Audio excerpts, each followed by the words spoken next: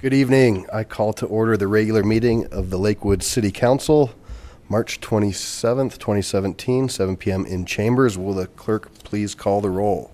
Paul. Here.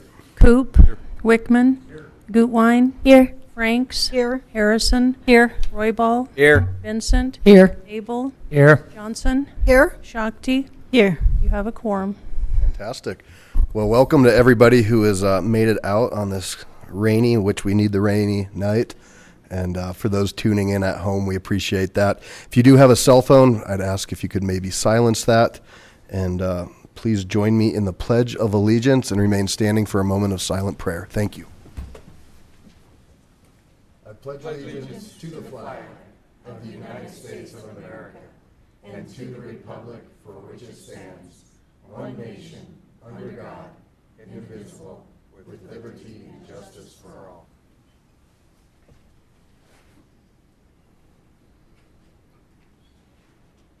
Thank you. Please be seated. Will the clerk please read item 4? Item 4, Proclamation, National Victims' Rights Week.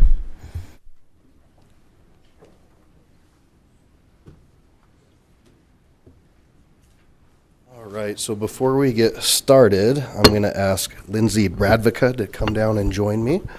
Lindsay is a coordinator with our Victims Advocates group. How are you? Good. Nice to see you. Thanks for coming out. I'd ask Mayor Pro Tem Harrison to please read a proclamation. Proclamation, National Crime Victim Rights Week, April 2nd through 8th, 2017.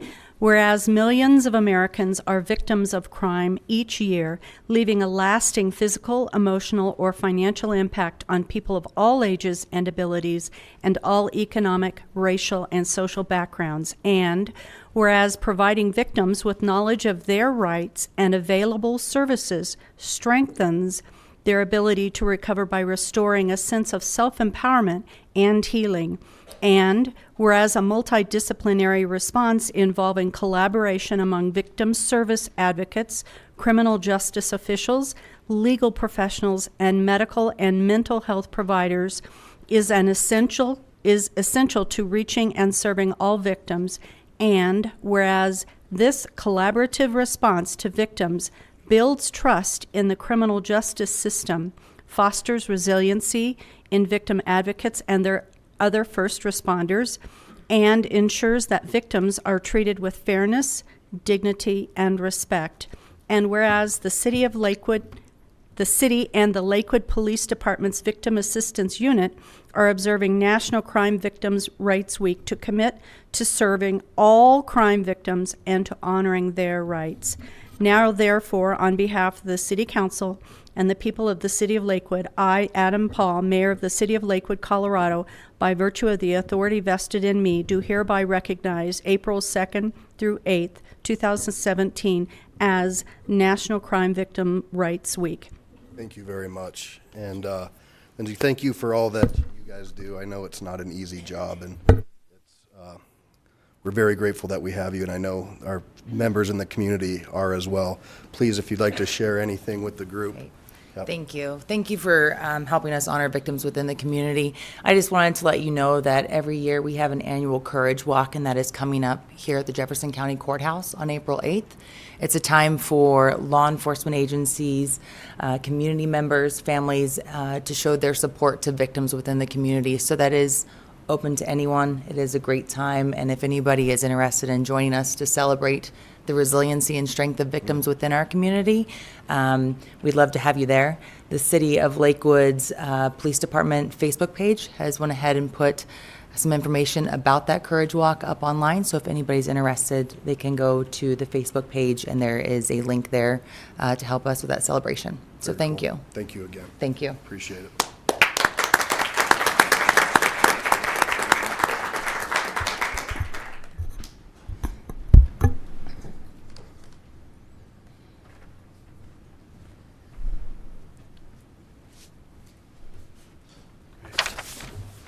Will the clerk please read item 5 into the record? Item 5, presentation, the Advisory Commission for an Inclusive Communities proposal for a community celebration. All right. I would like to call down Miss Mila Ferguson. She's going to come and, I know people have been waiting for this. Come on down. Mila is a member of the Neighborhood Committee and is going to give us an update on a community celebration proposal, which I know is of great interest to many. You all have the.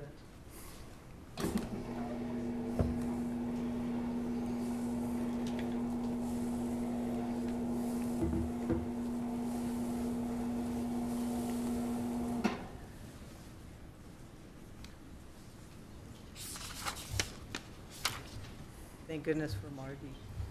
Yes, absolutely. She keeps us flowing. Okay, so my name is Mila Ferguson. I know most of you. I've worked with Scott. I see the mayor all sorts of times over at the Heritage Center. Weren't you at the store the other day when I was working? Yeah. So it's nice to see you all. So we did not do this in the neighborhood committee. We formed an ad hoc committee because it just didn't fit nicely with anyone's, the regular committees. So I'm just going to read the assignment. Could you pull Oh. closer? Thank you. There you go. That better? Perfect. See, I practiced and I forgot to do that. So, research and recommend possibilities for a community celebration and fireworks show sponsored by the city of Lakewood. So, the first thing we did in our research is we actually talked to Don Sanga, who was a event coordinator for Lakewood on Parade, which is what our community event used to be called. And he gave us lots of good information. We've written that up in the packet. He did emphasize that fireworks was a big part of the draw, and it was very well attended. Everybody loved it. If you talk to anyone on the street, your neighbors, friends, hey, what do you think we should bring Lakewood on Parade back? Yeah, no, please do that. So we were pretty enthusiastic about it. We did do some research in the surrounding communities. So Golden, which has Buffalo Bill Days. Arvada has the 4th of July celebration. Wheat Ridge has the Carnation Festival. And Parker has Parker Days. So all of these have fireworks. They have vendors, carnival. Some of them have beer gardens, that kind of thing. So we got an idea of what people in the surrounding communities liked. We also looked on websites in the neighboring states, Kansas and Nebraska. They have some whopping festivals in these two states, so we were pretty pleased about that. The other thing we did is I interviewed the event coordinator at the Heritage Center because we want to make sure that community events are something that people really want, organized community events. And we talked about the activities we have at the Heritage Center, but mostly about Cider Days, which is our biggest event. And people love it. They want that kind of thing. It brings the community together. So we're pretty sure that people will be enthusiastic about this. The other thing, and this wasn't really in our purview, but we did go over some cost effects, and we have that research in our packet. Some of the cities gave us their costs. There's a cost for fireworks and security, but we found out that historically, through Dawn, the city contributed a certain amount of funds, and then all the other funds were from sponsorships. And some of the volunteers were from sponsorships and partners too. So because we have a limited amount of volunteer hours in the city, and we wanted to explore that limitation.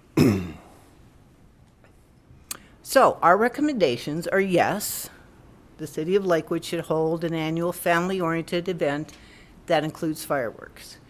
Now the other thing we looked into quite a bit is location. So we talked about some of the major parks, Addenbrook, Belmar, but we discounted those because there's no parking. We don't want to spoil them. And they don't have night lighting for night events or anything like that. We did talk about the Heritage Center.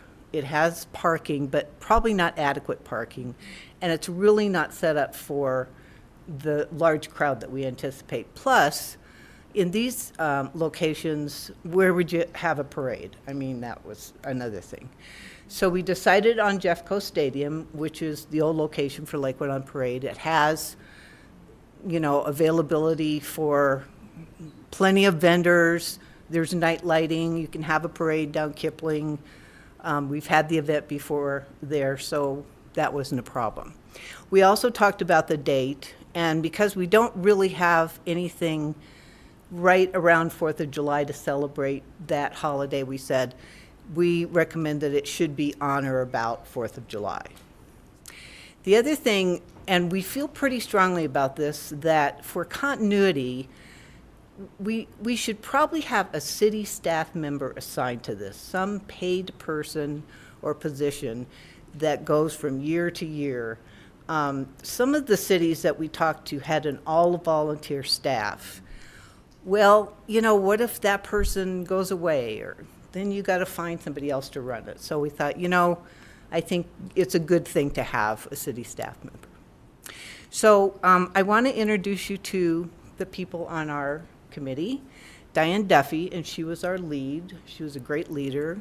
Jeff Yeager, Bernie Bartle, and Lori Simpkins. Do you have any questions? Well, I think there might be a couple. One question that I had, nicely done, great work, and I had the opportunity to help when we when we moved it back to the stadium and had the fireworks.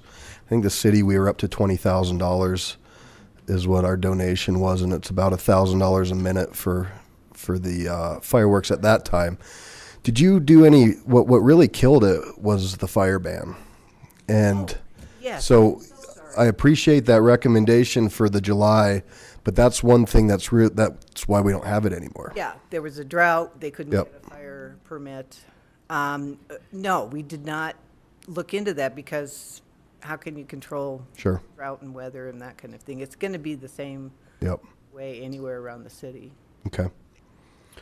And did you also think that it would be wise to work in parallel with like the Lakewood on Parade as a 501c3 or its own entity to continue to have that sort of separation so that you have those volunteers and folks like that? And Not look into that. okay. However, just before I came up, Diane looked up to see if lakewoodonparade.org or .com is available, and it is. Okay. So we could establish a website. Great. All right. Mayor Pro Tem Harrison. Thank you. What a wonderful report and fun topic to explore, I'm sure. What did the committee look at having it at a different time? Because of the fire ban being an issue, did they look at a viability? Because I know Steamboat and Durango both have a winter celebration with fireworks, and because theoretically we should have snow on the ground, look out the window, see if we've got snow on the ground. Sometimes it can be better. Did you explore that? We did discuss that. And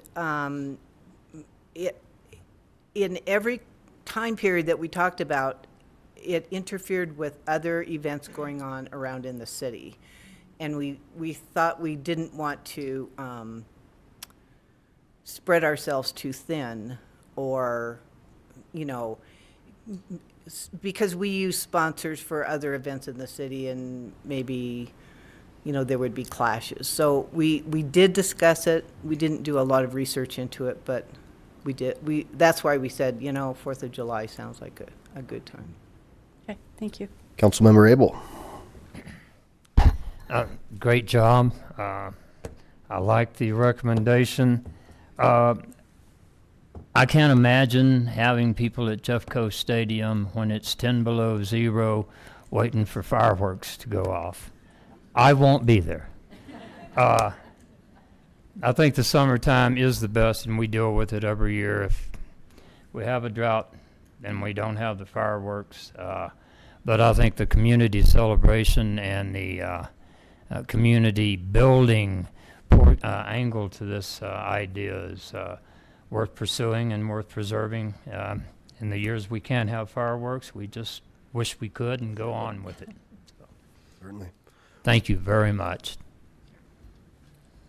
So with that said, I guess, Ms. Hodson, if we could have you take a hold of this recommendation and potentially go back to Lakewood on Parade as well and maybe do some fact finding with them. I think at one time in your life you used to plan some of these events.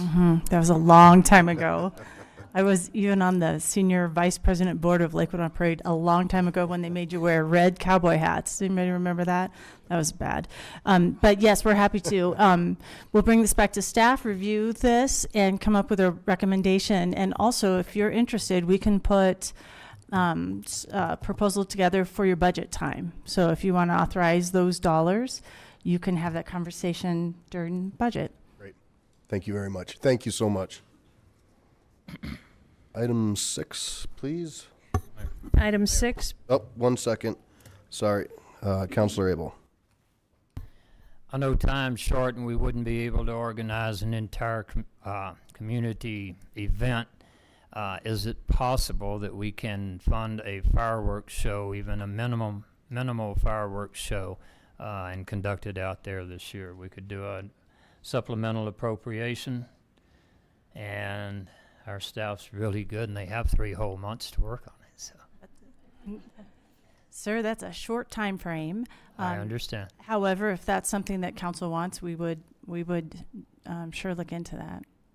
So I would suggest at this point to get some more information. One of the problems we might be up against is there's only a few companies that do that sort of display. Absolutely. And I know we had to find them, a year in advance to make sure we could get on their schedule. I'm not asking for a vote tonight. Yeah, I'm just saying, I want to make sure staff has a clear direction that, it'd be nice if we could throw something together. If it's not feasible, then we will shoot it up for 2018. Is that fair? And I understand it's a tall order, so. How about if we do it kind of 2 ways? We do plan to have a proposal in front of you for 2018 budget, and then we'll look into, is it feasible? Can we do something on a real quick turnaround for 2017 without being able to measure what those odds are right now? Fair? Thank you. And I'll report back. Councilor Gutwein. Thank you. Just wanted to thank everyone on the committee for the great work. This is really exciting, and I know that the kids and I will love adding this to our list of fun Lakewood events to go to. So thank you. All right. Item 6, please. Item 6, presentation, the Advisory Commission for an Inclusive Communities proposal on parking restrictions. Great. Ms. Cindy Girk, Chair of the Civic Awareness. Good evening. Welcome.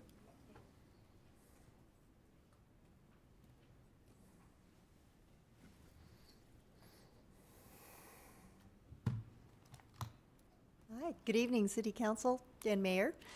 Thank you very much for this opportunity to share with you some of our findings on this assignment. I am Cindy Girk from the Civic Awareness Committee and the ACIC, and our assignment is to research the current state of on-street parking restrictions and recommend possible changes, including enforcement options. As you know, there have been many requests and discussions regarding parking issues, specifically those around Lakewood High School and along multifamily dwellings. And the current City of Lakewood ordinance, municipal code basically states that there is no parking within a certain parameter around driveways, crosswalks, roadways, fire stations, fire hydrants, and bike lanes.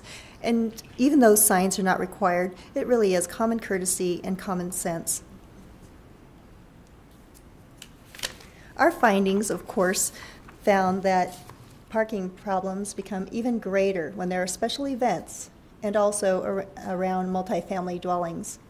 We looked at several cities to compare their parking programs, and we did find that of the cities that we compared, there is an on-street time limit parking restriction, and the fines range in various amounts. 3 years ago, the Public Works Department for Lakewood installed, actually had a pilot program that they implemented, and that was specifically around Lakewood High School. Our recommendations are that there are no changes to be made to the current municipal code at this time, but that we do add more signage for parking restrictions, and of course allowing residential permits, to enforce illegal parking for those high-density areas, and to add time limits.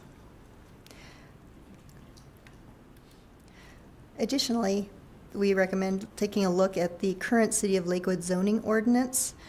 At that, the current zoning for multifamily structures and those multifamily dwellings, the City of Lakewood Planning Group really does an amazing job educating and working closely with developers. So I think that just with their interactions can alleviate a lot of future issues with parking in those areas. Let's see. I would also like to additionally recommend that with that 2013 pilot parking restriction, that the follow-up study to examine the effectiveness be completed.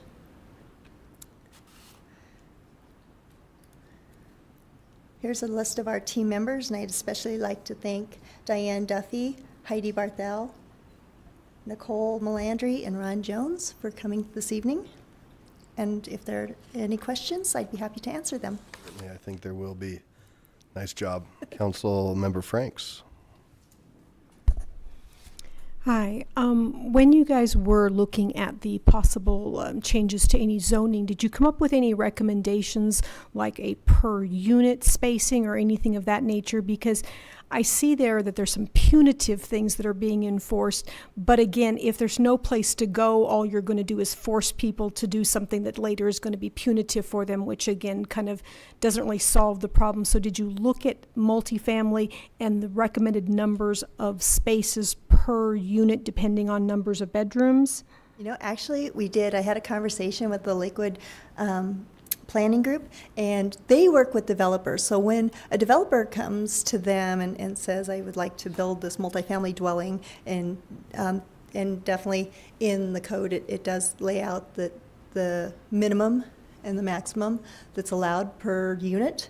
They will work with them to see the surrounding area. For example, if you're near light rail, well, there's public transportation. If there's if you only have 0.75, which is the minimum for a single family or for a unit, you know, what is the rentability of a unit like that? So they work really closely with the developers. Well, but I'm talking about, you know, not working closely, but us. Did you come up with a number that you would recommend that we would look at for a minimum? Just because I lived in Victoria Village and we had one parking spot that was assigned, one clear down the way that we could maybe get, and then our friends would walk 2 and 3 blocks in. So I guess I'm trying to understand, rather than just working with them, are you guys recommending that we implement a minimum space increase, and if so, what would that number be? I wouldn't say that we recommend changing anything in the code, because I think that the conversation will lend, like you were saying, to itself, that if you only have one space available and it's down the street, how likely would someone want, I guess that kind of balances out, how likely would someone want to rent that spot? Council Member Franks, and what we might be able to do, and this was actually in your recommendation, because we are going to be looking at zoning updates and part of the housing study. I think that's, you know, a great opportunity for this body to take a look at what do we need to do? Does that need to be 1-to-1, or how does that work? And I think that this research document could coincide and help guide us through that process, which we're going to see here in the near future as well. Okay. So I'll go to my left, Council Member Johnson. Thank you. Cindy, I really want to thank you for the time, the energy, the thought that you put into this document. It's very inclusive, and it kept me entertained all afternoon, frankly. It's well written, and frankly, I had not seen some of the documents that this encloses. The pilot program, I had actually not seen the written language for that, so it was helpful for me. And I appreciate your comment, Mayor, about looking at the zoning ordinance regarding how many spaces per unit. I think that really needs to be done sooner than later. I like that. Lakewood High School is in the ward that I represent. And this has been on the plate for 5 years regarding concerns around Lakewood High School. And it's an interesting situation because we as a city are being put in a position of taking ownership for a problem that I personally think belongs to the school and the school board. But it needs to be addressed one way or another. And coming about this right now during the spring is the perfect time because the fields are rented out. We have issues on weekends. We have issues in the evenings, late afternoon. And it's not going to get better. Something has to be done. I'm very appreciative that one of your recommendations was to increase signage. There have been many neighbors in that area that would like to see that happen. There was a petition for that. I'm not even sure it was necessary after reading this document. So I hope with this in place we can go forward with that. The original introduction to the city regarding signage was from 10th to 6th and Garrison to Kipling. And there's a great deal of interest. There's another petition that's been signed that I think will show that there's support for that.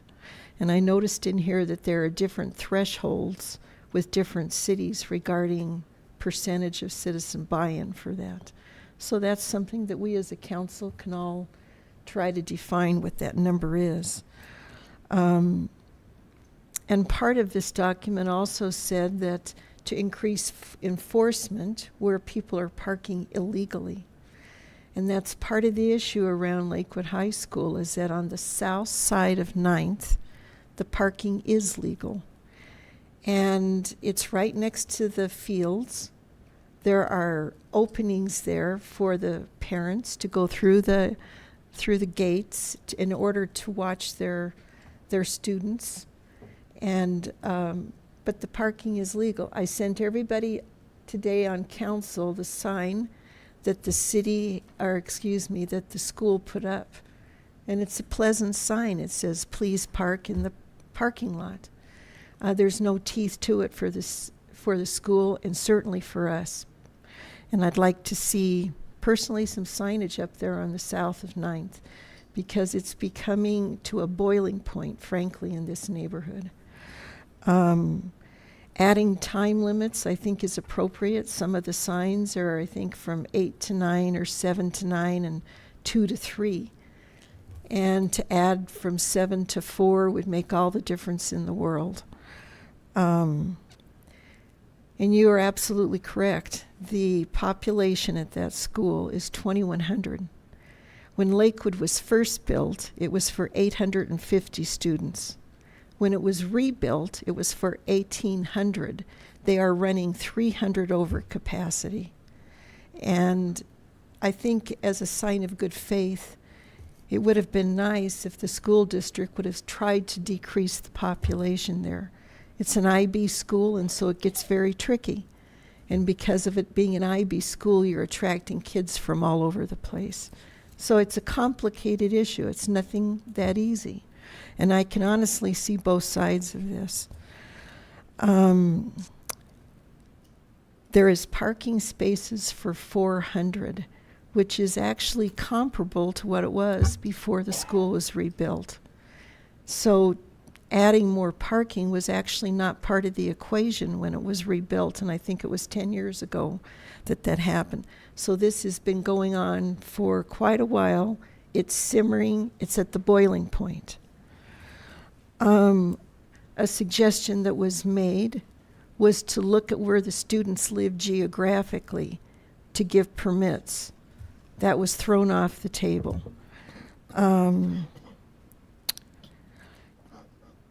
You've also got in here residential permitting. It seems to me, after reading this document, that is time intensive and staff intensive. Putting up signage actually makes a little more sense to me. It's not as expensive.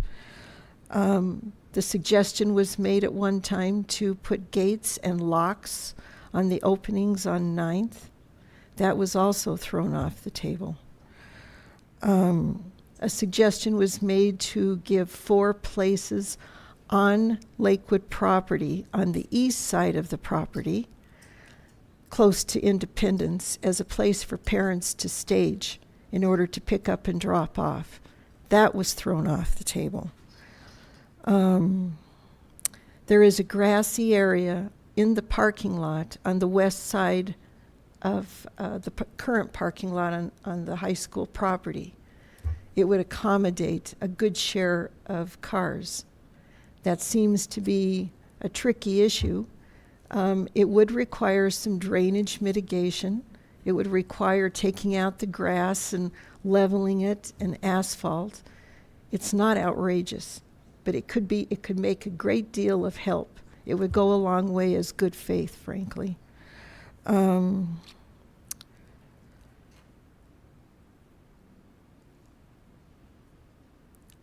Also, the suggestion was made that the school district, in their contract, when they rent out the fields, have it mandated that the parents park in the parking lot. I think that's a very reasonable thing. That was actually not taken into account. I think one of the sticking issues is that the kids are paying a parking fee of $125. The money goes to the district. I'm not sure how it is dispersed from there. There's also an issue that there was an incident at Lakewood High School in Holbrook Park about 2 weeks ago. And, fighting and kids getting kind of goofy as they do at that age. In the day and age that we live now, I think it shouldn't be taken off the table that when the cars are in the parking lot, they can be looked through. And you kind of have to wonder if some of the kids are resistant because of what they're keeping in their cars. I have personally gone over there numerous times, and on one occasion, on one of the streets that does not have parking signs, you had parking on both sides of the street, and I've got the picture that shows it. There was this much of a clearance on both sides for the trash truck. I think that's a bad kind of a thing for us as a neighborhood and as a community to think is okay. I don't think it's okay. A couple things in your document I would just like to bring out, and it's not as onerous as it looks.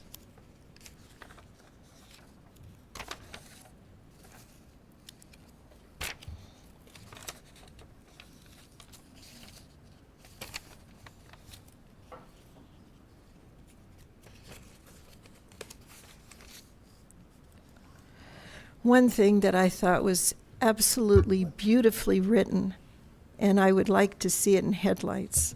It was on page 7, and it said, each neighborhood in a zone has public parking limits that are unique to that area and must take into account the neighborhood's particular needs and characteristics. That's awesome. What works for Lakewood High might not be appropriate in other places, but that does have to be addressed at Lakewood High. And I'm not saying a one-size-fits-all is the right way to go.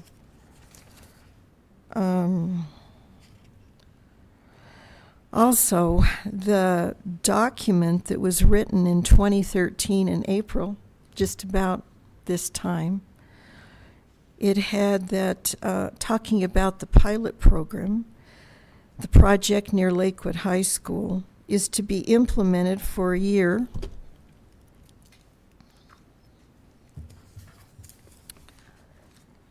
and then analyzed for effectiveness and potential program adjustments. Following analysis of the pilot project, Public Works would make a final recommendation of the components of a citywide residential permit parking program for City Council to consider. Somehow that seemed to have slipped through the cracks, and your timing is perfect so that we can get that done, to take another look at that. There has been interest with some of the citizens south of 8th on Independence for signage. It does not go all the way down to 6. This document also says on page 13 that in addition, such an approach requires no petitions, which I said permits or cost to residents, can be implemented more quickly than a permit-based parking restrictions. But also it indicates here that these signs probably should have gone down Independence the first time through. I'm not sure how that slipped through the cracks, but I'd like to see us take a look at that.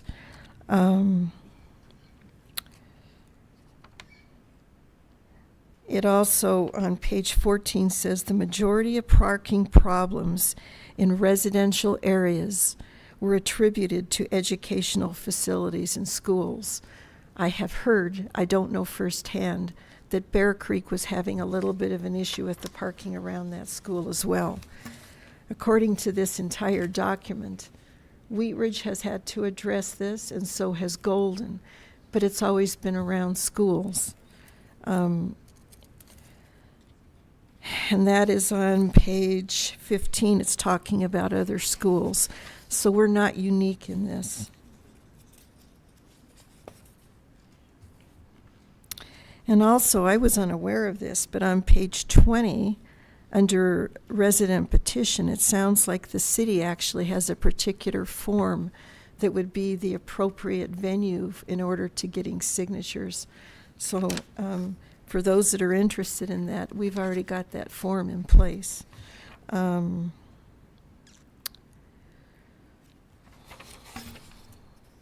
almost done here. There is, of course, a lot of concern, and rightfully so, that when you expand signage, it pushes the problem into other areas. I personally think it's unlikely that kids are going to cross Kipling or 6th Avenue. There is, of course, the potential for 10th and across Garrison. I'd like to see us expand the signage and see what happens. We don't know until we get there.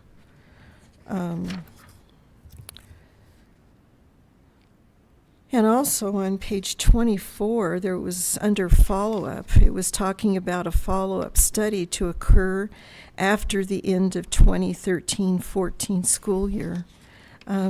So your document couldn't be more timely. There have been a lot of people, neighbors in particular, that have tried very hard. During our ward meetings, Charlie and I have had the principal and also the director of the Board of Education come to this. There has been a lot of outreach and an attempt to find mitigation for this. I have personally gone to about 20 meetings. I am grateful for your document. I very much appreciate your recommendation. And City Council, I hope we take it seriously. It doesn't need to be a recommendation that goes throughout the city, but it's a beginning. We've got high-density areas, too, around large facilities that are having spillover parking in the residences in front of their homes.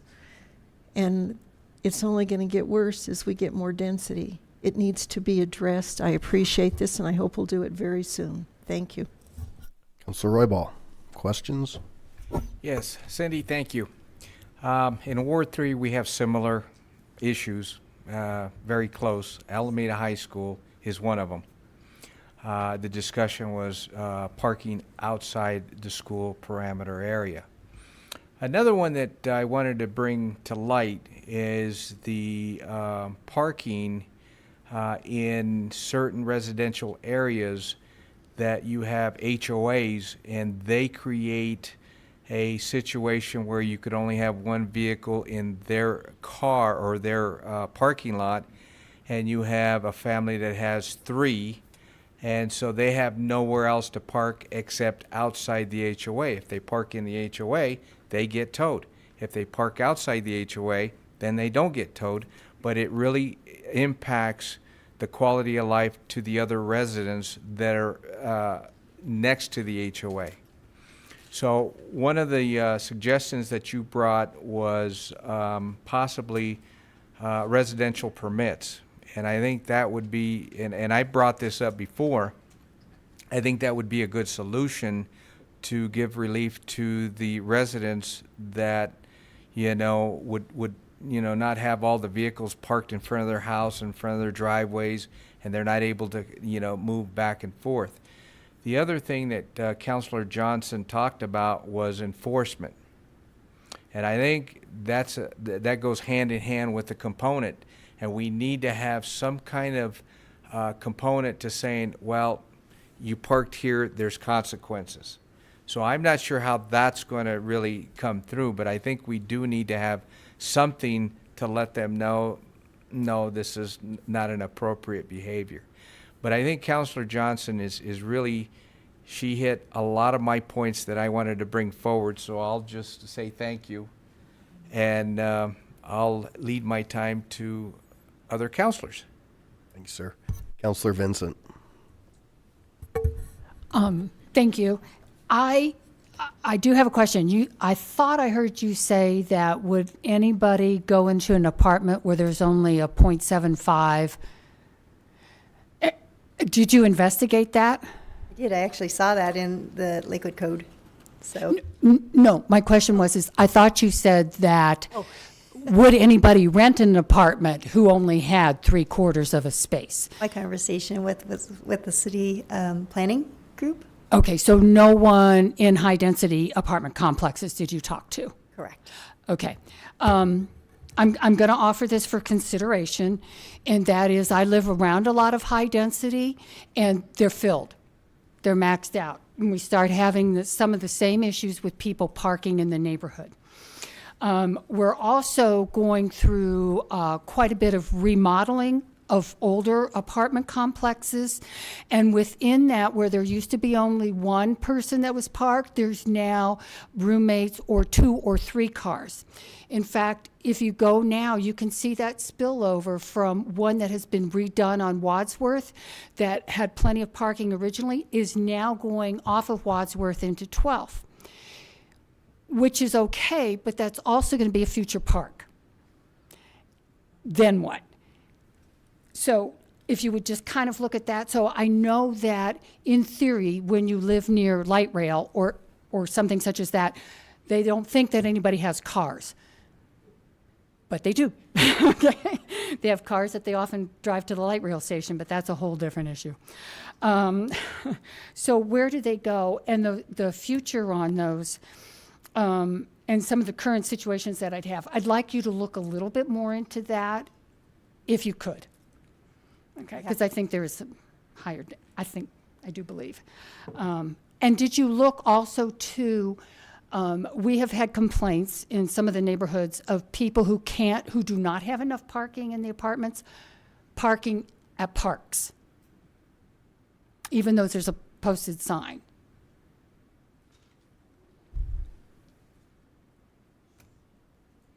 Which That's comes it? back to the enforcement. Yeah, you're Okay. exactly right. Thank you. Thank you. Councilor Abel. I guess you're feeling like you're the poster woman for parking issues today. I apologize for keeping you standing there so long. 35 pages of research. Very good job. I love the way you've addressed the fact that it's not just in one part of town, it's all across town in a number of different situations. Denver has imposed a moratorium on their small, high-density residences that have limited parking because it's just not working. And they even have, I think they call them corridor apartments or plaza apartments where there's no parking, but people drive. We have public storage buildings coming along Colfax, and you ask them why, and they say because all of the apartment dwellers need a place to put their stuff. Are they going to carry it over there on foot, or are they going to drive it in their car to the parking spot? And with school parking, it's an issue in around most of the older high schools.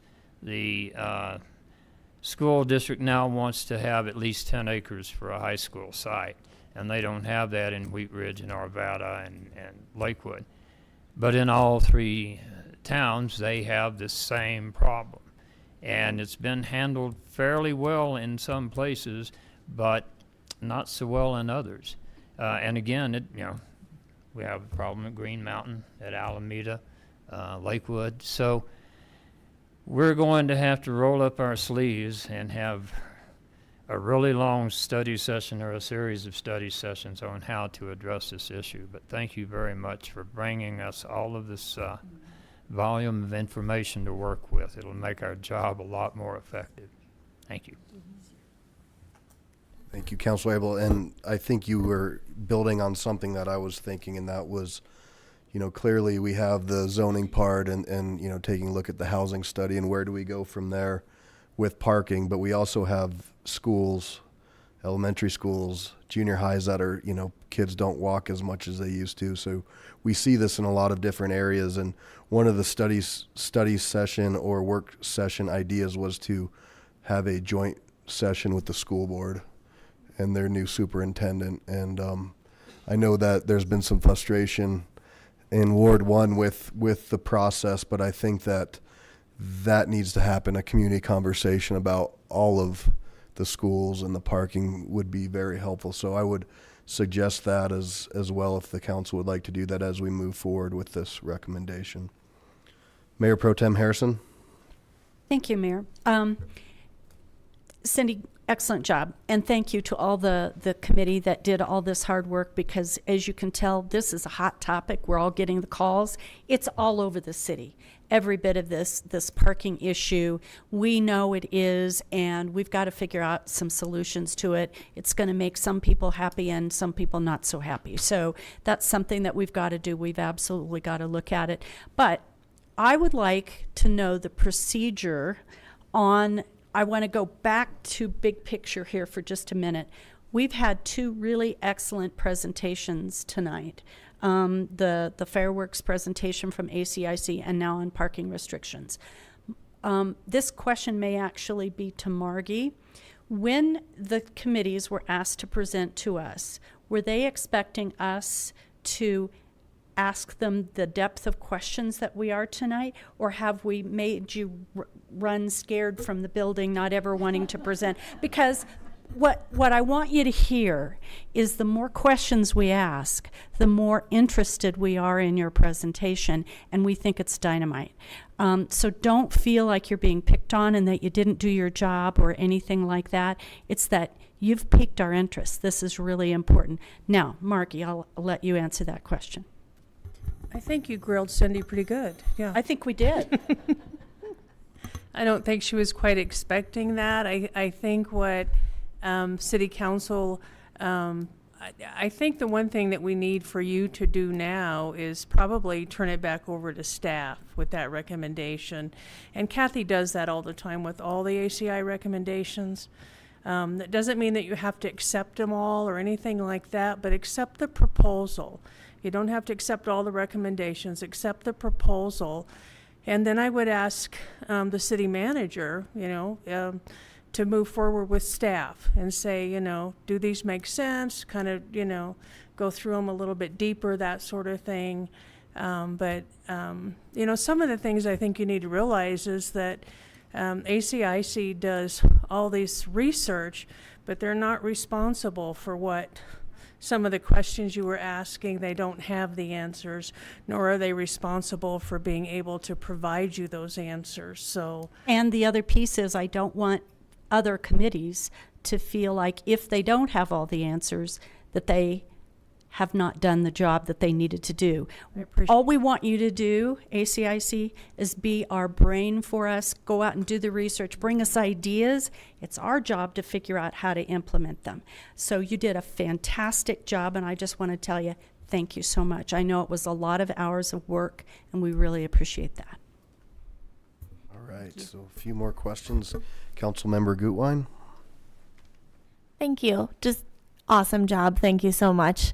And I just wanted to second that I think it would be really good if we had a longer conversation about what to do around the schools, because it is an issue all around Lakewood. So again, thank you so much.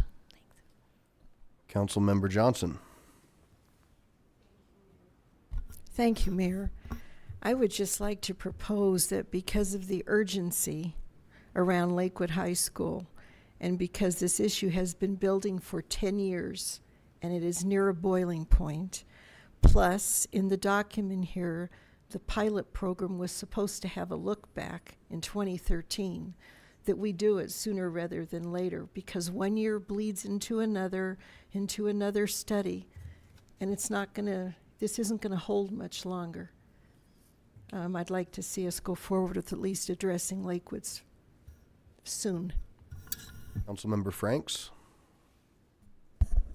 The only thing I wanted to add is if we do decide to kind of have staff kind of start take a look at this and kind of dig a little bit further to see kind of what maybe unintended consequences could be, if we could also reconcile the customer service support that related to parking to see where some of our other issues, because I know that we're talking a lot about schools and we're talking a lot about high density, but I see a lot of complaints where you have neighborhoods where maybe a family has 6 and 7 cars and they're strung along so I'd like maybe staff to reconcile all of those complaints against this report to where we can see if there's other things that we need to address either regionally or holistically.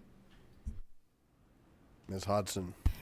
Yes, I think, thank you for all of those recommendations. I think from a staff's perspective, there are several action steps with this. And thank you. Can I thank you too, Cindy, for the work of the committee? Absolutely, some of this falls under the housing study and the zoning update in terms of ratios of parking, and that's imperative, and we can take that piece and handle that way. We can also find data in terms of customer service complaints and let you know, report back to you, what have we received in the last X amount of time, and what are those complaints, what's the nature of those complaints, to give you some data to reflect on. We can also, I'll have the Public Works Director provide a follow-up on the pilot program. I'm not in a position to do that today, but he ought to do that, and we can have make that happen as well. And finally, I think we're hoping for some positive movement over at Lakewood High School. We've got a new leadership there, and we will be getting a new superintendent. So I think the idea of having a joint study session with the new superintendent and the school board would be really helpful, so that they can really hear some of the concerns that we hear from all of our constituents around the different schools.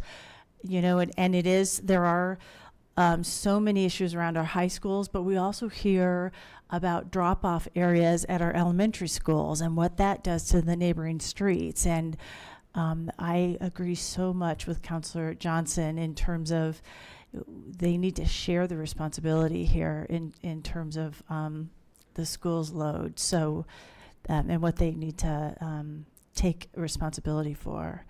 So we'll continue to work together. So really what we'll do is take this awesome report and follow up on all the different parts and report back on how to respond to all of this. So the questions to the committee, how about if staff tackles that, so you don't keep adding back to the committee and let them work on a new assignment? Is that fair? And then staff will come back to you with the different pieces.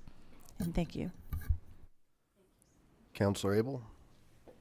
Just wanted to let folks that would like to comment about these two reports know that after we do our appointments to various boards and commissions, we will have public comment, and you can address these issues and any other issue at that time. Counselor Gutwein.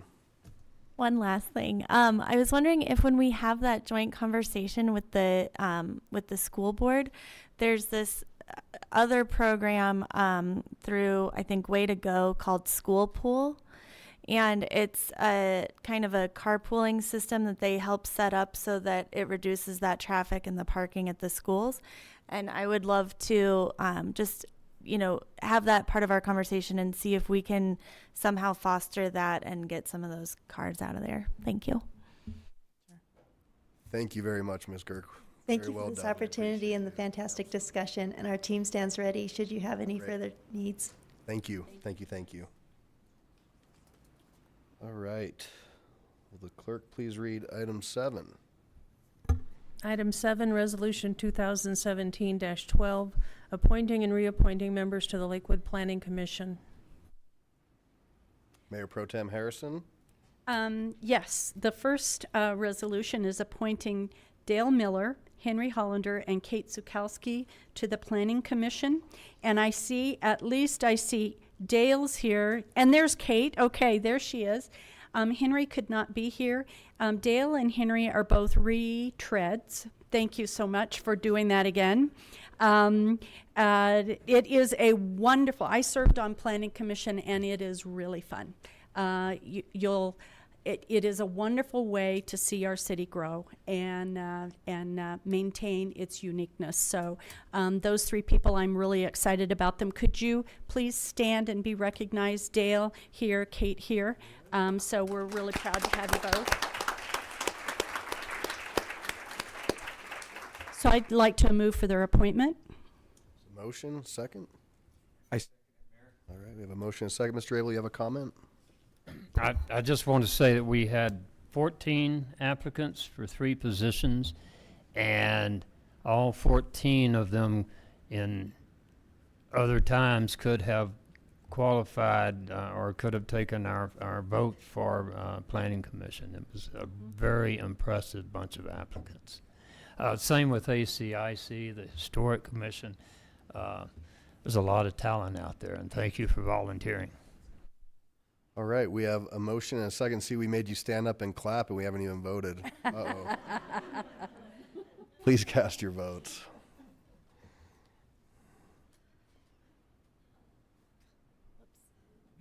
The suspense, and it passes 11 ayes, 0 nays.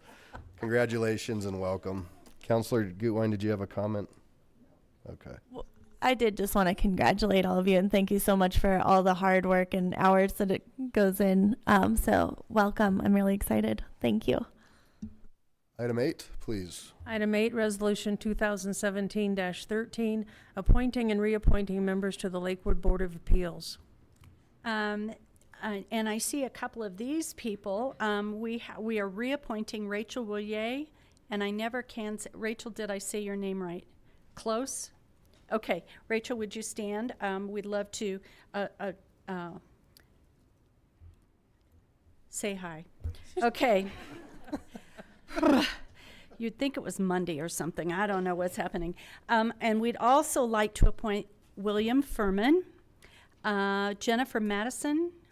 Jennifer, are you here? I didn't see her. And David Clary. There's David. They will also be serving on the Lakewood Board of Appeals. These are our new members to the Board of Appeals. So I move that we appoint these members to their positions. I second it. Motion and a second. Any comments? Please cast your vote. And that passes 11 ayes, 0 nays. Welcome. Counselor Johnson, did you have a comment? I just wanted to congratulate Rachel. We live across the street. She did mention that.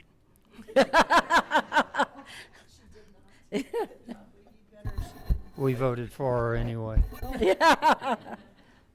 Item 9, please. Item 9, Resolution 2017-14, appointing new members to the Lakewood Advisory Commission for an Inclusive Community. Okay, before I read these names, the first thing I want to do is have all of the current ACIC members that are in the audience this evening to stand up, because you make up the bulk of our audience this evening. Woohoo!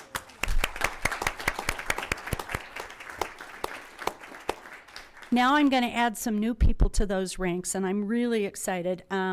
We had a phenomenal screening committee, and as Councilor Abel mentioned, total of 42 applications altogether for Planning Commission, ACIC, Board of Appeals, Board of Adjustments, Historic Preservation.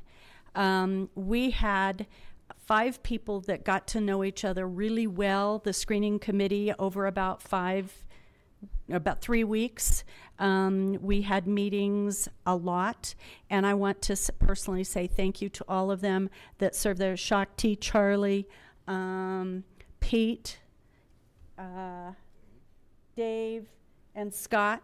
They made the process delightful. They all ask wonderful questions, and the best part is when you see all of the talent and the people who want to be involved in the city of Lakewood, it makes you proud. It makes you feel lucky that you live in such a place. So now I'd like to read these names. We're appointing Kiernan Maletsky. Kiernan, are you here? I didn't see Kiernan this evening. Christine Yuen. I see Christine back here. You want to stand up? Blair, I'm going to do this. Hammerlely. Close. I've been practicing. I still didn't get it. I knew I was going to do it. We're excited about having them as coming on to the new ACIC commission. I move that they be appointed. Second it. Motion is second. Please cast your votes. And that passes 11 ayes, 0 nays. Welcome.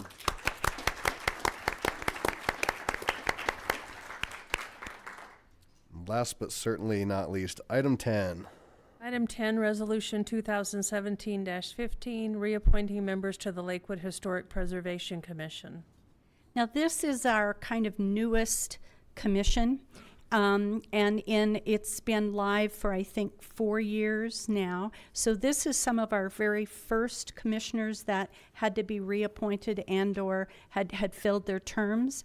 And our chair, Jean Ramsey, was reappointed. Jean, if you'd like to stand up. And then Audra Kirk. I didn't see Audra here, but I did see Audra, I believe, at the Sobeski School tour, and it cracked me up. Here was this person that was holding up the light on her phone, looking at the mortar in between bricks.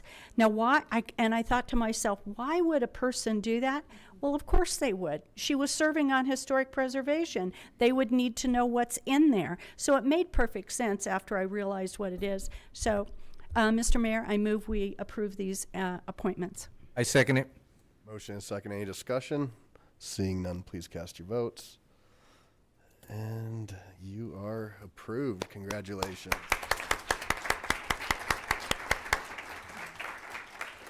And I would just echo that. Thank you so much for your willingness to serve and taking the time, and to have 41 applicants.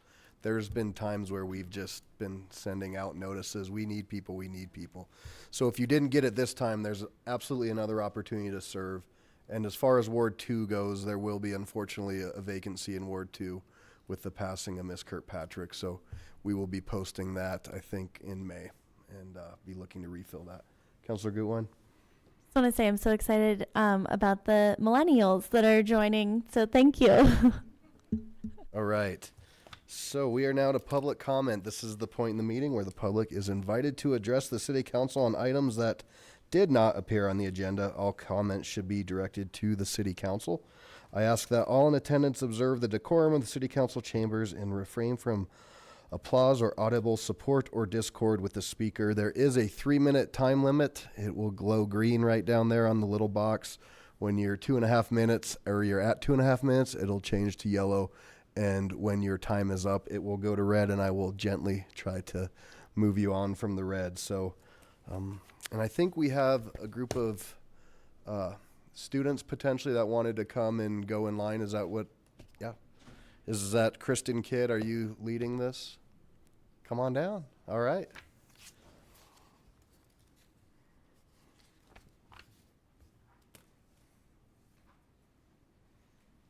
Good evening. Welcome. Well, I'm not really leading it, but they wanted us to come down together, but we're two separate groups. Okay. We're all supporting the same thing. Absolutely. We'll make it happen. I'm glad you guys came out. Absolutely. Thank you, Council and the Mayor, for allowing us this time. So my name is Kristen Kidd, and I am a resident of Lakewood. I've lived here for about 5 years, and I'm a mom. I'm raising 2 young kids who I need to really get home and put to bed, but that's okay. And I'm a member of the Citizens for a Healthier Lakewood. And I've heard from some of the members on our coalition that I think they've been emailing you and talking to you about tobacco and the problems of tobacco in our city, and that you just had a retreat not long ago. You guys were in the Bahamas, right, for your retreat? And you were Don't talking. tell anyone. I'm sorry. You were at the fairgrounds talking about the priorities for the city. And tobacco did not make the top 3 list, but it is possibly on the short list. So I do want to thank you for considering it. I think it often doesn't get on the list for some cities and for community groups because they think the problem of tobacco is solved. But really, the problem of tobacco is not solved. It is still the #1 cause of preventable death in the United States.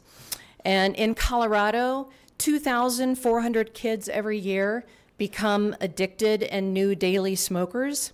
And then out of all of the kids alive in Colorado today, 91,000 of them will die prematurely from a tobacco-related illness. While smoking rates have gone down a little in the state, which is great, especially among youth, there's a huge rise in electronic cigarettes. The tobacco industry is really good at coming up with new products that entice youth, and the electronic cigarettes are one of their newer, really cool products. And the Healthy Kids Colorado report or survey for 2015 showed that 50% of Colorado kids have tried electronic cigarettes, and almost a little over a quarter of them, 26% of the kids, of the high schoolers in Colorado, are regular users of these products. What are they vaping? We don't know. It's really hard to tell. It could be just a flavored e-liquid, and I heard that one of the flavors is called unicorn puke. So they even have really interesting names that I know that kids find cool and would want to use. But they are also vaping marijuana. They're also vaping prescription drugs. They're vaping e-liquids that contain nicotine, which is a drug. It's a highly addictive drug. So I want to encourage the council to elevate tobacco back to an area of community concern. We really need to protect our youth and our vulnerable populations from the tobacco industry targeting. You know, this is an industry that was adjudicated as racketeers for lying to the American people for over half a century. And I think that Lakewood has really fallen behind compared to some other Jefferson County communities like Edgewater and Golden. And I'm excited to hear that Lakewood has deemed 2017, you did, Mayor, the Year of the Child. So I think it's really important that we focus our efforts on protecting the health of our children. So while the tobacco industry is working to addict new customers with their cool candy-flavored products, we need to keep our prevention efforts alive. And my message to you today is not anti-business. My message to you is pro-youth. So I encourage you to focus on sustainable, comprehensive solutions that are proven to protect our young people from this pervasive industry and from a lifetime of addiction. Thank you. Thank you very much. Thank you. Gentlemen, did you sign up? Do I have you on the record? Okay, go ahead. Just tell us your first name so I can check you off. Yeah, good evening. My name is Robert. I'm a senior at Lakewood High School. My peers and I are here tonight on behalf of the Breathe Easy team at Lakewood. And I'd like to thank you for giving us the opportunity to speak about youth tobacco and, you know, the prevention that we need to address. 90% of youth they begin smoking before 18, and it's even including e-cigarettes and other products other than nicotine. And I witnessed it plenty of times, whether it's in high school, but a time that really stood out to me of my 4 years of high school was in the Boy Scouts. I was doing my Eagle Scout project a few months ago. Yes, I did get it. Well done. Thank you. And I did a thing on tobacco products. And I ran into a 6-year-old little girl that was affected by smoking. Her mom was a smoker while pregnant, and she is dealing with the effects of tobacco use. And ever since then, I'm like, it's a natural thing, but so dangerous. And I think not only with pregnancy, but also with high schoolers. I'm sure my peers have seen it as well, but I've been asked by minors to buy tobacco products for them because I'm 18, and I don't think that should be a thing amongst all high schoolers. So I would like to bring another peer of mine to discuss that as well. Thank you. Thank you. Yeah, thanks for coming out. All right. Hello, council members. My name is Rob Ross Shannon, and I'm also part of the Breathe Easy team at Lakewood High School. And so first of all, I'd just like to thank you for the steps that you guys have already taken to reduce tobacco prevention use. And therefore, on behalf of the Breathe Easy team, I want to voice my support to continue the community level changes to reduce youth tobacco within our community. And so kind of just building off what they've been saying, as a high school student, I've seen the impacts of tobacco within not only my friends, but just all the students. And Lakewood is in close proximity to various gas stations, and I've gone in there just to, get Gatorades and whatever. But I've seen the first thing you see as you go in are these vast displays of different tobacco products, such as cigarettes, and now more frequently you see e-cigarettes, which have become more popular among students who see nowadays cigarettes as just less popular, but they revert to e-cigarettes because they think it's less dangerous, but we can see that there's still negative effects. And I've seen this directly within all my friends, in which some of them have reverted to ditching classes to go smoke cigarettes instead of, their main purpose, which would be to learn. And I've just seen the negative effects throughout my friends, and I'd like to help stop that. Sure. Thanks, Rob. Hello, council members. My name is Joseph Michelson, and I appreciate you guys letting us talk. And so I'd like to start off by giving my personal experience with tobacco products and e-cigarettes. And I've just seen a lot of my family members, especially cousins and aunts, become really addicted to cigarettes and e-cigarettes. And now that they're later in life, they're entering their 30s and 40s, they're really starting to feel the effects of teen smoking.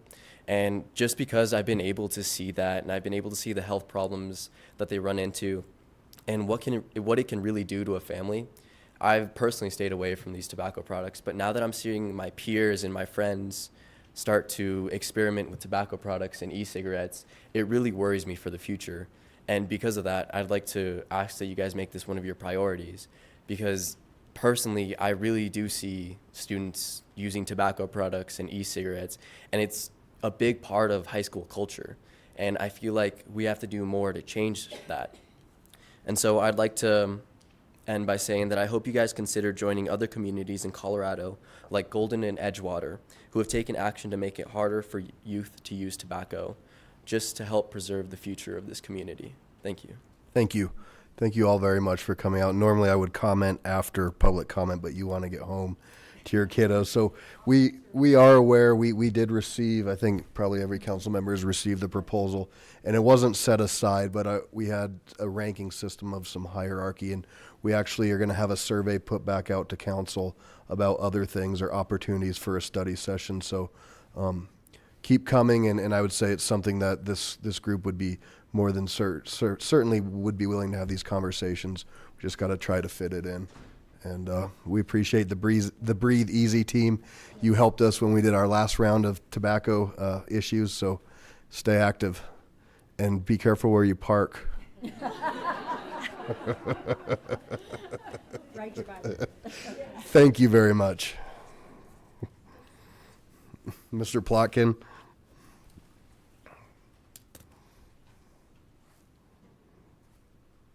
Mr. Mace, you're next. Good evening.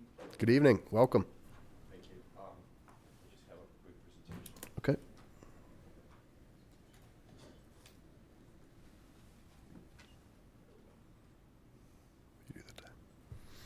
So, good evening again. Thank you for listening tonight.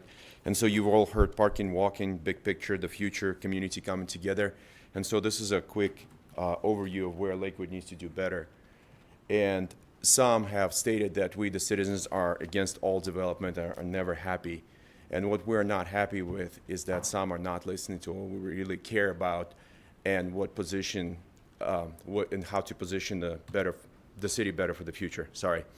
So if the land cannot be left alone, then we insist that we get more playgrounds, we get more walkable, bikeable neighborhoods, that we get parks and open spaces that are integrated into the city and where people can come together and youth can hang out and not do the things that you just heard about. Other amenities and development that would benefit our current and future community by providing spaces and places to get together and to be educated, such as museums. And we need to do more work in public transportation, and the rail line that we have now is not enough. But so far we've been seeing that instead of taking the land that needs to be redeveloped in the city, this is at 15th and Pierce, and applying vision and planning such as other cities around the world have done. This is just a small example in a city that we lived in for a little bit. And within literally a block, you can see museum, playgrounds behind the building. All of this is walkable. And you can actually see that since parking came up, there's a huge underground garage under several blocks in this development. And so people can go in there from their apartment buildings, or they can go there from the street. And never mind that they can walk to a train station that can take them to the rest of the country and the world. Oops. And instead we have this tsunami of unplanned development, which with very or no amenities in the middle of it, and that people have to do more driving, which creates more issues for our city. And some have said that governing bodies and individuals had put the foresight and support the future development. However, so far, what we've seen that lead to is acres of dealerships that do not provide jobs with high-tech skills to compete in the future. And recently, I have been looking at software jobs, and there are not very many in Lakewood. And foresight has led to, this should look familiar, 470 in Alameda. And instead of actual traffic solutions and walkable streets, this is just a small sample. Where people can bike and walk safely, we get something like this. And so I think there is a lot more work that we need to do. And instead of museums and to educate our generations, we get something like this that should also look familiar. And Sears is maybe possibly going away soon. And so we ask you to consider that Lakewood is years and possibly decades behind in some areas of public transportation, museums, playgrounds, and other amenities, walkable and bikeable streets, and job creation high-tech sector. Specifically, Lakewood has started to fall behind in the quality of life, as you've heard from some of the arguments earlier, or some of the presentations, and city leaders need to see past a short-term hypothetical revenue boost and realize that what Lakewood currently needs is a vision. And why do I say hypothetical is that lately a lot of retailers are going out of business, and so retail commercial development is not the way to go, and suburbs are changing fast, and so I think Lakewood needs to stay up with that. Thank you for your time. Thank you. Thank you very much for taking the time. Definitely appreciate that. We do a lot of things good, but we can always do things better. So I'd love to sit down if you want to maybe go on a tour of the city and hear more about your perspective would be great. So we'll get together. Thank you. Mr. Mace, good evening.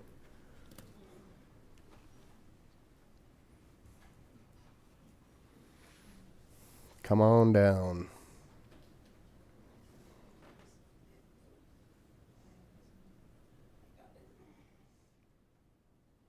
I must commend you. I saw you returning an errant shopping cart today back to its location.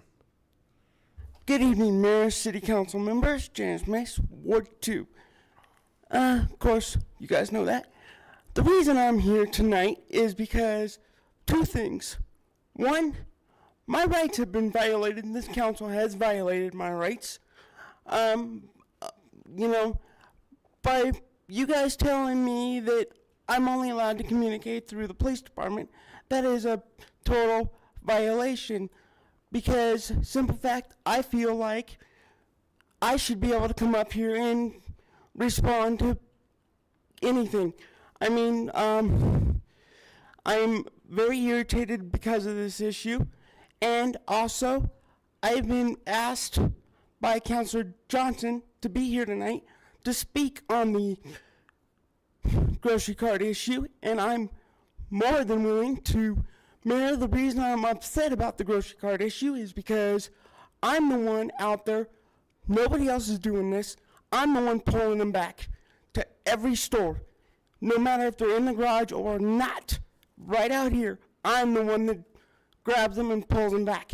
And do I get any appreciation from the stores? Do I get any appreciation from council? No. I'm getting quite tired of this because I've done it for numerous years, and I'm to the point I don't want to do it anymore. Thank you. Thank you, sir. Sorry to hear your frustration. Please know you're always welcome to come to public comment, and the main point of having one contact within the city is somebody that can help manage all the different things that we may need or facilitate. So I think that's why we created a one point of contact within the city, if I'm correct. Can I make a quick, fast, Sure. 2-second comment? Sure. Commander Hebner is now left patrol, so I am asking council and the city manager to put me back the way it used to be a few years ago.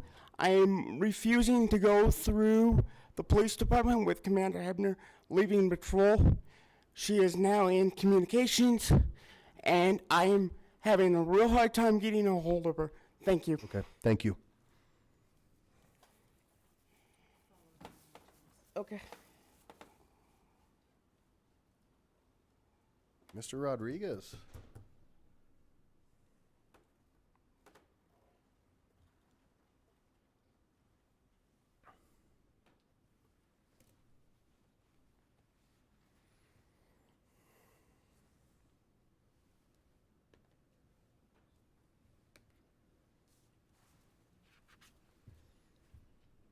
Good evening, welcome.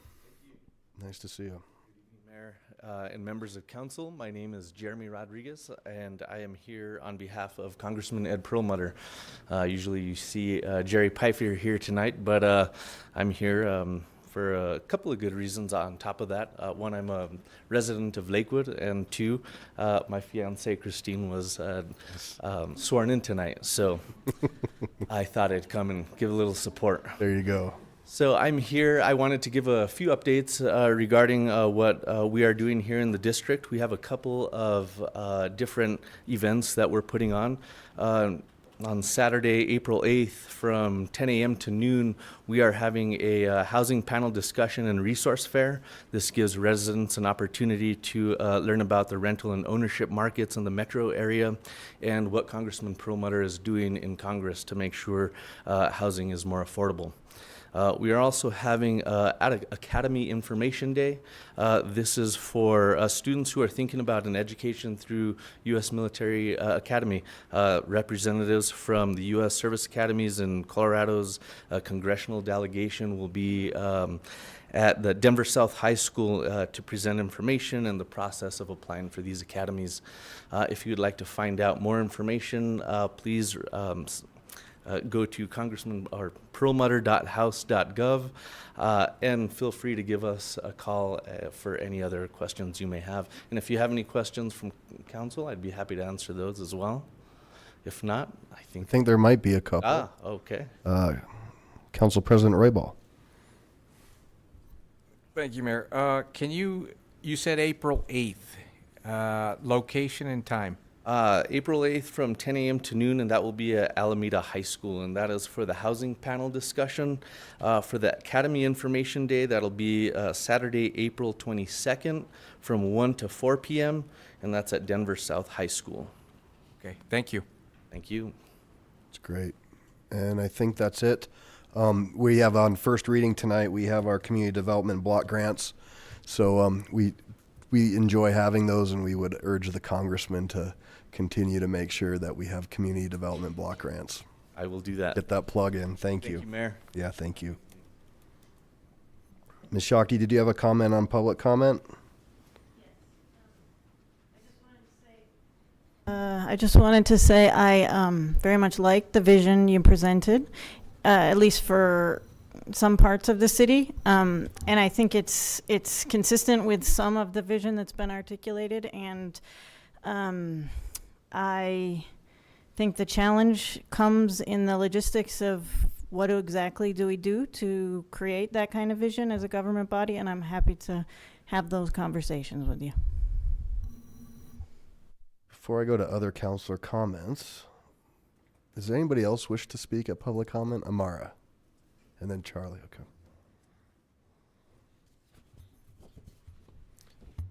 If you would, just state your name. Imagine we have you on record. I'm on record.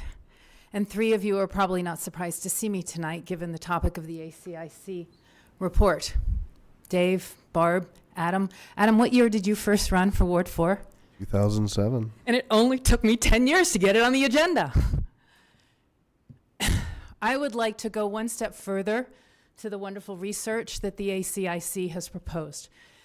I am thrilled to see a consensus on this board toward doing something about parking restrictions. I don't think we've had that kind of consensus in a long time, so I think we're all going to go home happy tonight. I have a specific proposal to answer a lot of the questions. So I live in an area that was built in the 1990s. A lot of the Lakewood zoning ordinances and parking codes exist from a time when Lakewood was horse property. Multiple acres, people needed horse trailers, tractors, their vehicle, their truck, their hay hauler, and that's where we got the 7 vehicles per registered per household.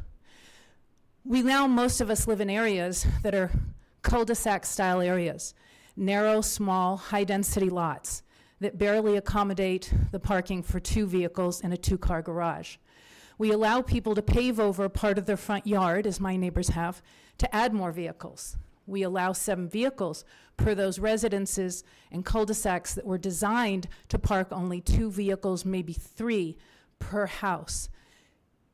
As you know, this is a major issue in Ward 4. It creates neighbor problems, it creates crime, and it's a big safety issue for the children. The proposal that I recommend, that I've spoken to all of you about for 10 years, works in another city. There are multiple solutions in other cities, and Lakewood seems to be a little bit behind here in catching up. We've seen the problem escalate not just in our single-family home neighborhoods, but now with the multi-family infills that only allow 0.75 parking spaces in units where 2.3 people live and typically have 2 vehicles. I'm affected by both situations as a single-family home and a multiple-family home owner in Lakewood. I'm also an owner in Commerce City who has solved the problem. And it solves the problem in neighborhoods where there are schools. It costs nothing, and it simply is a timing limit. And I, therefore, am asking someone on this council to put forth a motion for an ordinance that no vehicle of any type should be parked in front of any private residential property without the express permission of the property owner for more than 5 hours in any given 24-hour period. That's it. It solves the local residential issues. It solves the new development issues. It even solves MES issues. And it solves a lot of the school neighborhood issues. There is no cost of administering permits. There's no cost of permits to the residents who are going to end up having to pay permit fees. There's no ugly signage every 2 feet. Obviously, hyperbole to make a point. But I urge you to consider this proposal. Second to that, I urge you to reconsider the 7 vehicles registered per household in Lakewood. It is anachronistic to our old horse owner property days, and we know it doesn't fit. I literally had to sell my home in 2005 after 8 years of abuse from neighbors, vandalism, and retribution for reporting. So I also ask you not to go by the complaints, because the complaints are often not on file. Multiple complaints. And the police themselves told me there was no point, because there's no enforcement, and the neighbors are allowed to have 7 vehicles even though they have a 2-car driveway.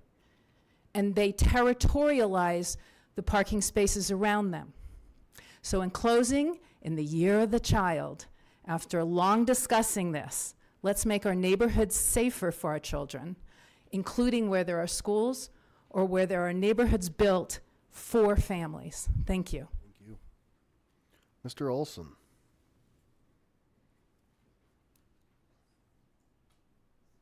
Good evening. Yeah, good evening. My name is Charles Olson. I live at 5852 West Pacific Circle. And I've got a parking problem in my neighborhood. I was here a couple of years ago, and the city actually did a parking study. The situation is I live in an R16 neighborhood, single family, 10,000 foot lots. But I live next to the second highest density development in the city at Sun Point there off of Jewel. There's 498 units on not too many acres. I don't know what, eight per acre or something like that. And they don't have enough. Well, I shouldn't say they don't have enough parking. About 2/3 of the units are apartment type, and about 1/3 are condos. The apartments have 1 parking spot. The condos have 2.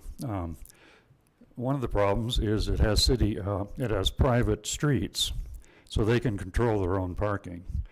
They have 110 extra parking spaces, but since they're private streets, they don't allow parking in the 110 extra spaces. So one of the things that maybe Cindy can consider is if you have private streets, can you restrict parking?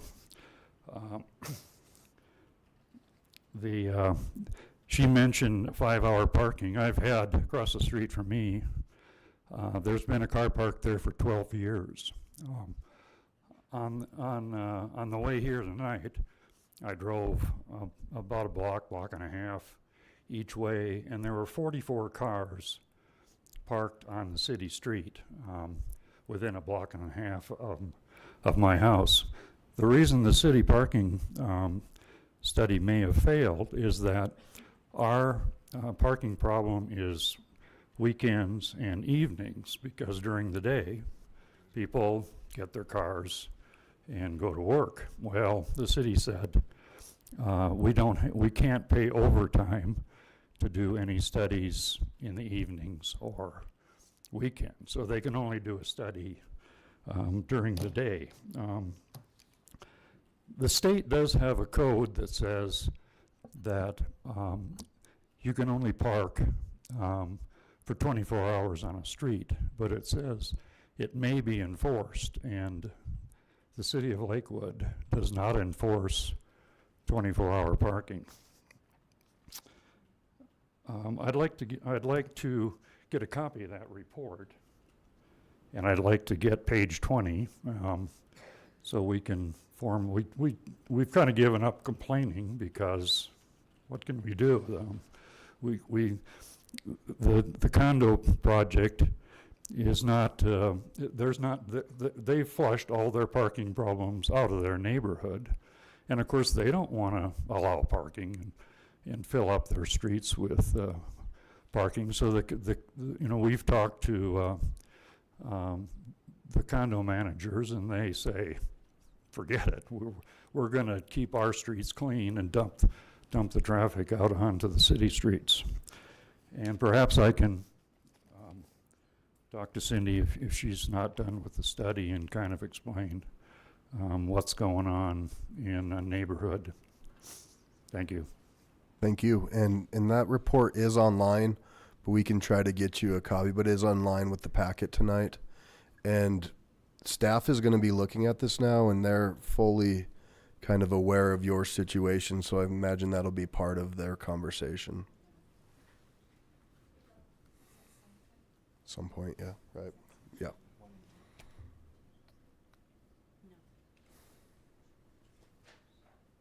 Okay. Councilmember Shakti? I just wanted to thank Mr. Olson for coming out and bringing it back to our attention. It's definitely something that he and his neighbors have talked about over the years, and we've looked into it and tried to solve a challenging situation, and we need to keep doing that. So, thank you. All right. Anybody else? Public comment? All right. Mrs. Brewer, how are you? Come on down. Hi, I'm Liz Breuer. I'm Lakewood Estates in the same subdivision that Charlie is in. I just want to piggyback on that parking issue. I think that within our subdivision, it might be others too, what we're finding is some families have all come together. That means we've got mom and dad, and we've got the in-laws and everyone else. That means you're talking to 5 to 7 cars easily in numerous of our homes. So we have tried to, through our HOA, just to encourage them, please try to park in your places. We do have issues with safety, and we've had issues twice on one of our cul-de-sacs, because as people are coming in off one, they're not able to see around all these vehicles. Some of these vehicles in our neighborhood are large, and so it is an issue. So I too thank you for looking at that. Thank you. Thank you. Thanks for coming out. Anybody else? All right. I will close public comment. Appreciate everybody's willingness to come out. Councilor Gutwein? Thank you. Of course, a thank you to everyone who spoke tonight, and I just also wish I would have thanked the high school students for their courage in coming out and talking to us. That was really exciting to hear from them, and I also really loved hearing about the walkability and bikeability. That's a shared passion of mine, so I could talk about that all day. Thank you for bringing that to our attention. Thank you. Right, next up is the consent agenda. The use of the consent agenda has been made to expedite council action. It contains both resolutions and first reading ordinances. Resolutions are items of a routine nature. Members of the public will have an opportunity in a moment to comment on the proposed resolution. First reading ordinances appear on the agenda only for the purpose of setting future public hearing dates and ordering the newspaper publication of the proposed ordinance. No public comments will be heard this evening on first reading ordinances. The public will have the opportunity to comment on the proposed ordinances during the scheduled public hearings on the dates set tonight by City Council. Any member may request an item on the consent agenda be removed for separate discussion and action under general business. Will the clerk please read the consent agenda into the record? The consent agenda consists of items 12 through 16 inclusive. Item 12, Resolution 2017-16, amending certain alcohol beverage fees for the City of Lakewood. Item 13, Ordinance O 2017-5, setting the salaries of municipal court judges and amending sections 2.20.050 paren B and 2.20.050 paren F of the Lakewood Municipal Code pertaining to compensation of the municipal judges. Item 14, Ordinance O 2017-6, an ordinance endorsing the projects and project funding levels in the 2017 Annual Action Plan for the Community Development Block Grant Program. Item 15, approving the minutes of the regular City Council meetings of December 12th, 2016, February 13th, and February 27th, 2017, and the City Council special meetings of February 6th and March 6th, 2017. Item 16, accepting minutes of the Lakewood Planning Commission meeting of January 18th, 2017. Thank you.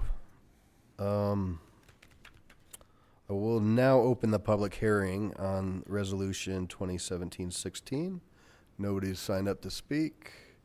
Seeing none, I will close the public hearing and ask for a motion. Mayor Paul, I move for the approval of the council minutes for acceptance of the minutes and boards and commissions, order all ordinances introduced in first reading to be published in the Denver Post, with public hearings set for the date included in the ordinance, and for adoption of resolution, all of which are included in the consent agenda item introduced into the record by the city clerk. Second. All right, I have a motion and a second. Any discussion on the consent agenda? Seeing none, please cast your votes. And that passes 11 ayes, 0 nays.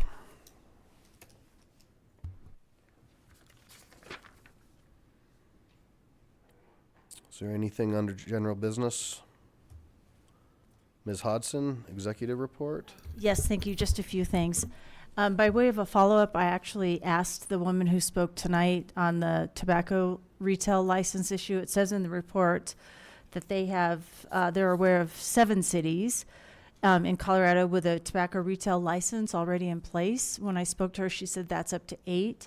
And just for your reference, I am going to reach out to her and get a copy of those 8 ordinances so that you'll be better informed as the conversation continues. Also, as a reminder, next week on the 3rd is a study session. First, we have a presentation, the Mayor's Inspiration Award winners, and then we'll have a sustainability program update, and it'll be full of information, so that's something to look forward to. Finally, the playgrounds at both Sutherland Shire and Westboro Parks just started construction a week ago, and they're both due to open this summer. The Link Pool will open again for swim lessons, but then they're going to close for punch list items, and that's scheduled to open for real on May 13th. So that's pretty neat. So the new pool will be ready to go. And Carmody Parks Playground looks like we're going to have a grand opening early June 9th. Just some good news as it relates to community resources, and that's it. Thank you. Great. Thank you very much. That's all exciting things. Couple quick, it must be Monday, quick updates for me. I have a walk and talk this Saturday, 10 a.m. at Morse Park for my Ward 2 representatives, in case you didn't have anything to do on Saturday morning. But come on out. This will be my first one of the year, and we'll check out the rain garden and some of the other amenities at Morse Park, as well as listen to any kind of concerns or suggestions that you might have. I had the opportunity to serve on a hiring panel to replace Tom Clark, so I'd like to wish Tom Clark all the best from Metro Denver EDC. And Tom actually was in Jefferson County for some time, but has really been an advocate for the region, and they call him the sheriff of regionalism. Whenever he would go, or Denver would go and look for a business to move or business expansion retention in Denver, they always put the region first. It didn't matter if Lakewood was getting it or if Aurora was getting it, the region was going to get it, and we knew that that would benefit all. So he will be greatly missed. He's quite a character, and I'm proud to announce that JJ Ament will be taking his place starting in April.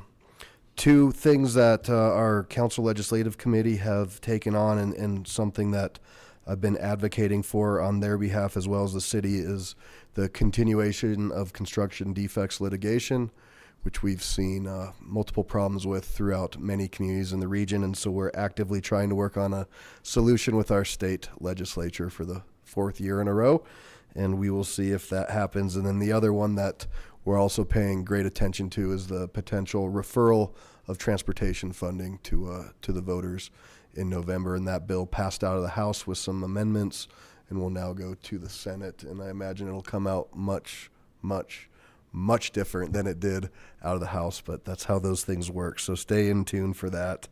And last but not least, as we stated, my State of the City dealt a lot with our kids and the next generation, and I'm really proud that we were able to raise about $12,000 at that event for nonprofits that support kids. But I will continue to share with you the things that I hear, and some of it is very serious, and this one is very serious, from an 8-year-old Zahare Layer.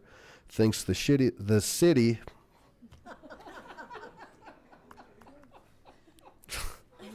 Seriously, I hope hope they delayed that.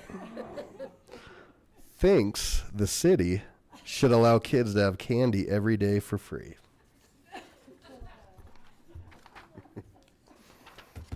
Thank you for sending me that, and I'm going to quit talking while I'm ahead. Council President Roy Ball. No report.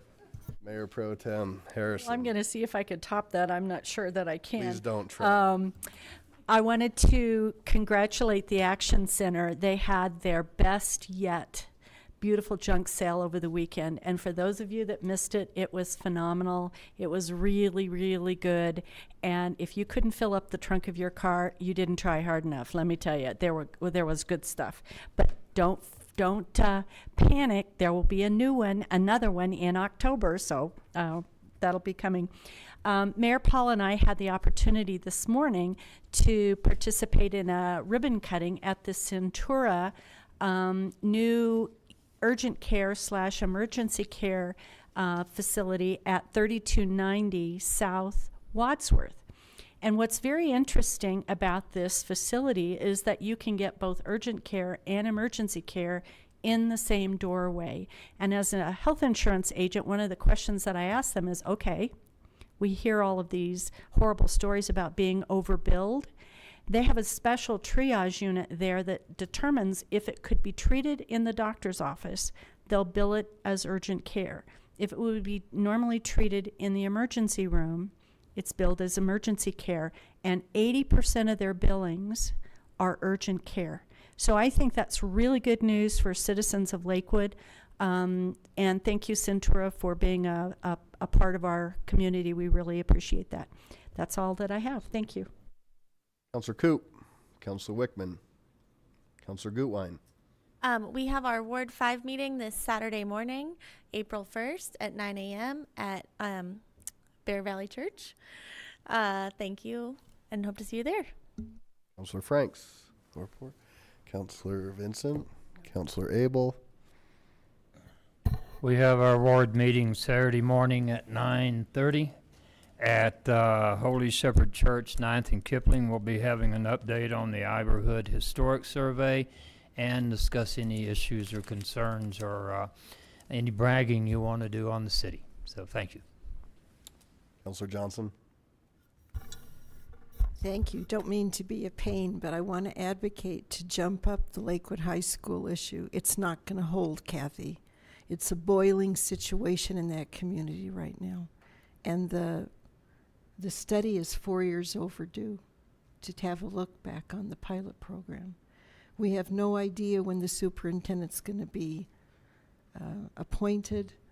We won't have a principal until the end of the school year, and then we'll be pushing back into the next year, and there goes another year. That's all I have to say. Councilor Shakti. Ward meeting in a week on Monday, 8 o'clock, sunrise, sunset. And that's all. All right. Ms. Greer. Mr. Graham. Ms. Hudson. All right. Well, thank you all for coming out. All your suggestions. Thank you to our police agents. Agent Hunt, I think, aren't you supposed to be on spring break? Okay. All right. Well, be safe. We will adjourn at 8:48.